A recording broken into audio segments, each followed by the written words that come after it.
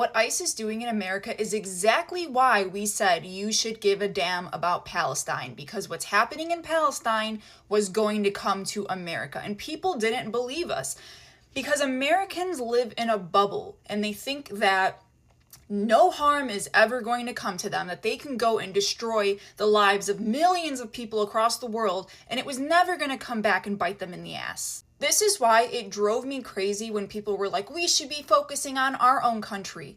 The cops that are now doing all of this to you, Americans, were being trained by the IDF, and we've been saying this. Cops in Atlanta and Cop City have been going to Israel to train with the IDF since 2008, by the way. So this did not start with Trump, and this was going to happen even under Kamala. I do not want to hear anybody saying that this was not going to happen if we had voted for Kamala. Her whole campaign was literally a lethal military, stronger borders. What do you think that means? Mind you, that ICE agent that shot Renee 3 times in the face without blinking, without caring, yeah, he served in Iraq.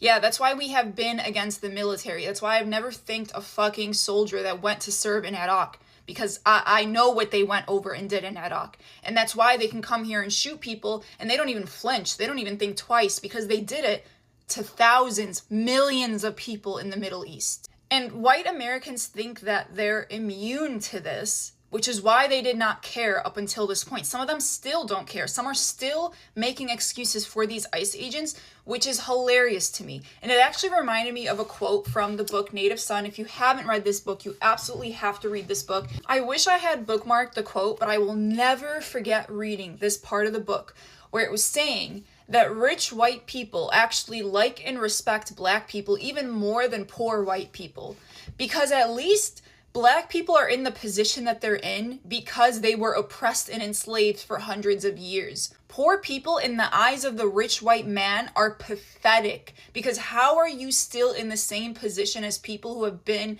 in 100 times worse circumstances than you? But those rich white men, they rely on white people like that, who will defend the rich white man with their fucking lives, when that rich white man would sacrifice them for a fucking meal if they were hungry enough. And at this point, I consider the average American as the poor white person, because soon there is not going to be a middle class in America. That is where we're headed. The average American right now is living paycheck to paycheck, and yet it's those same people who barely put food on the table who are defending the rich white people, because they think that there might be a chance one day that they'll be part of that club. You will never be part of the 1%, okay? The same people that y'all did not give a damn about over the past few years, over the past 76 years, were the same people that have been trying to warn you that this is what is happening, this is what is coming